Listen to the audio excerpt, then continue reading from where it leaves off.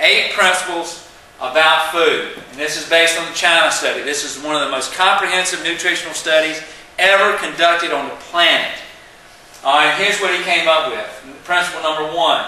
Nutrition represents the combined activities of countless food substances. The whole is greater than the sum of the parts. And then remember, we go back to that variety. We talk about synergism. We talk about all these things coming together. That's how our bodies work. Not, well, I'll take vitamin D. Well, how does that work? Do you have all the other things around it so that your body can use it? Right now, doctors are, well, you need a prescription for vitamin D.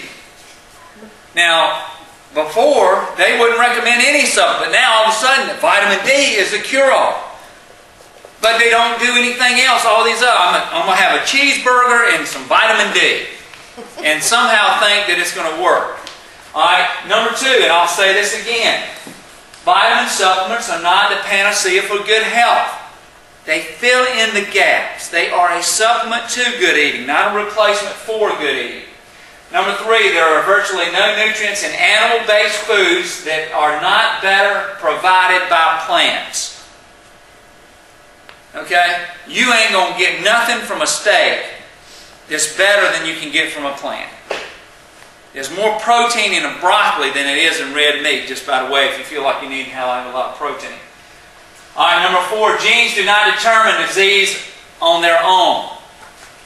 Genes function only by being activated or expressed. Remember those promoters?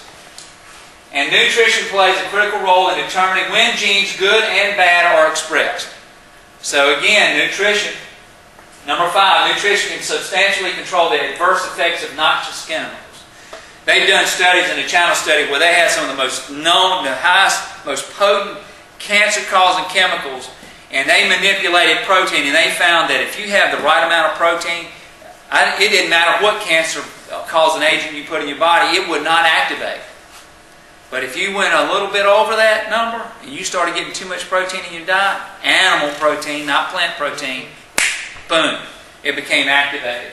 Principle 6, the same nutrition that prevents disease in its early stages before diagnosis can also halt or reverse disease in latter stages after diagnosis. That's an important thing for us to remember because there's no guarantees in this world.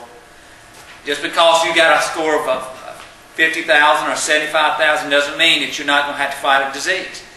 You just want to place yourself in the best position to deal with it after the fact. Number 7, nutrition that is truly beneficial for one chronic disease will support health across the board. So if I'm dealing with cardiovascular disease, the same diet that deals with cardiovascular disease also helps cancer or macular degeneration or arthritis. It goes across the board. Number 8, good nutrition creates health in all areas of our existence. All parts are interconnected. Again, synergistically. Alright, so all these things, again, when you look at that, that should be our diet. You should have a variety of fruits, vegetables, nuts, and seeds available for your consumption. And now, I'm going to close right here.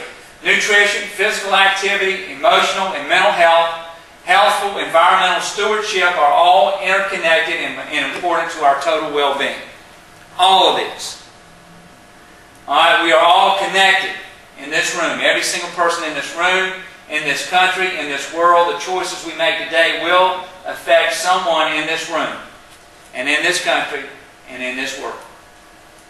Everything you do is going to have, well, it's my body. I'll do what I want with it. I'll eat the way I want. You get sick, it is going to have a factor. This lady right here can attest to it. Right now, she's got so many people in her family she's taking care of because they're sick.